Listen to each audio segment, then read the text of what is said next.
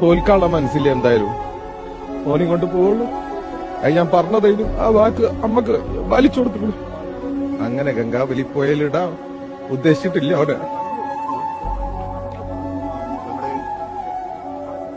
ഞാൻ അപ്പോഴേ പറഞ്ഞു ലോറിക്ക് അധികം പരിക്കുണ്ടാവൂല, ക്യാബിന് അധികം പരിക്കുണ്ട്, ചിന്നിച്ചിതറൂല. എനിക്ക് ഉറപ്പുണ്ടായിരുന്നു ഓന ആ ക്യാബിന്റെ ഉള്ളിൽ ഉണ്ടാവും. ഞാൻ പറഞ്ഞതാ. ശരിയായില്ലേ? ഉറപ്പായിട്ടും ഓനെയും കൊണ്ടിട്ട് നമ്മൾ പോവുള്ളൂ. ആ ഒരു ഉറപ്പാണ് കുടുംബത്തിന് നൽകിയിരുന്നത്. അതെ, അർജുന്റെ അമ്മയ്ക്ക് നൽകിയ ഉറപ്പ് പാലിക്കുന്നു. പാലിച്ചു. ഞാൻ അവിടെ എത്തിക്കൂ.